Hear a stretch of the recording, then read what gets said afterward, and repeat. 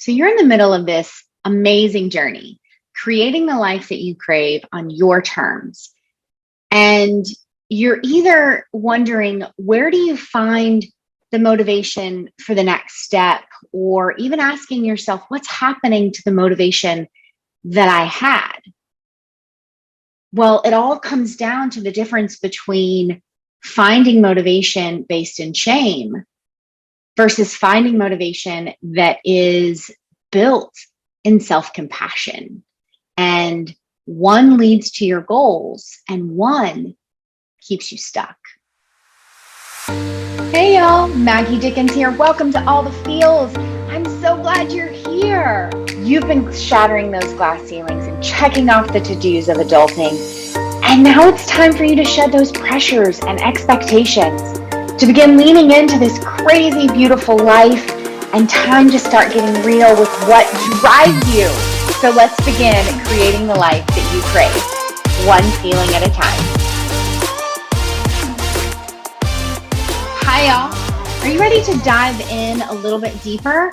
Because I want to get into some of the details of what many of my clients have found to be a major game changer in finding the motivation to make the changes necessary to create the life that they've been craving.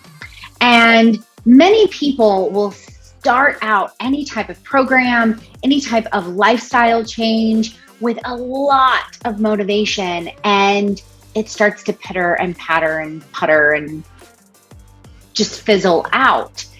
And often the question comes up of, well, what the heck happened? Is it willpower? Did I not really want it in the first place? And that's really not often the truth. Most of the time, what I see and what my clients have recognized is where they're finding their motivation. What is driving them towards that initial change in the first place? So when we stop that easy, quote unquote, progression toward the life that we want, and we hit a speed bump, many times we blame ourselves. Many times we default to those core beliefs that say, I'm not good enough, I'm not smart enough, I'm not capable enough, I am unlovable, I'm unlikable, I'm an outsider, I'm from the wrong family, I have the wrong kind of education, or whatever. And we start just layering shame on ourselves. Every single one of those sentences, every single one of those core beliefs is just a way to shame ourselves into believing that this goal isn't attainable for us. And this is where self-compassion is vital, absolutely vital. And so instead of listening to all the reasons why I'm not something or I can't do something, instead, it is necessary to sit back, maybe even for a while, settling in and going, what did I do right? I got started. I made some steps forward. Okay, what didn't go as well as I wanted it to? Self-doubt. I got busy. Life got in the way. So I'm wondering, when I say self-compassion, what does that look like for you? I've had some clients who say that's self-forgiveness. I've had some clients who say it's making excuses, and somewhere in between. For me, self-compassion is really helping me realize that who I am right now may not be the person that I want to be in 6 months, a year, 20 years. But it's not a person that I want to be ashamed of, or that I need to be ashamed of in order to change. Instead, it's recognizing that I may have outgrown some of my belief sets, some of my values. I may have outgrown some of my thoughts and my behaviors. And so now it's time for me to update them. And that takes courage. That takes self-reflection. And when we do brave things, and we do things that require self-reflection, sometimes that movement from point A to point B is slow. Sometimes we turn when we needed to stay straight. Sometimes we take a step backward.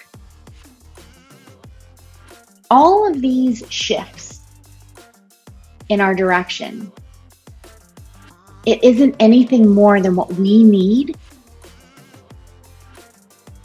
along the journey.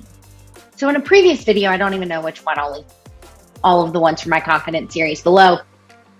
I talk about giving ourselves a wide path on this journey. So when we're moving from point A to point B, a lot of people think about that line as a tightrope. One false step and down you go. I don't see it that way. I see the line between point A and point B as wide as a football field. And so you get to use that whole width of that football field to dance and to zig and to zag and to sit down and take a breath if you need to. Call a timeout. It's football season during the timing of this video, so you can see where my brain is at. You can call a timeout. And instead of saying, oh, well, I needed a rest, so I must not be motivated enough to get to that finish line. No, that's not true. You're just tired. Even pro athletes get a timeout. And so do you. You get to take that rest. You may end up moving back before you move forward again. This is where self-compassion comes in. To say that you're allowed to do that. You are allowed to take up all of that space because the whole field is up for play. The whole field is yours to use as you move along your journey. And when you are able to give yourself that grace, to give yourself that space, you're living with self-compassion. You are being kind to yourself instead of being the opposite team talking smack. You don't need to listen to all of that smack talk because you know what your skills are. You know what you're good at, and that is what you're going to lean into. And if you're struggling with what are you good at, that's something I can help you with as well. But take a time out first. Write down 10 things, 10 strengths that you have. Drop those in the comments below. I'd love to see them. Those strengths are what you can use to dance along this journey, zigging and zagging as you head towards the end zone. So hopefully some of you are football fans and able to follow that imagery. I wanted just to throw out this short video. I wanted to help everyone see that motivation is not elusive, just like confidence is not elusive. It does take a little bit of that mindset shift. That's what I'm here for. And it's also about recognizing perfection does not exist. That's what makes me beautiful, and that's what makes you beautiful.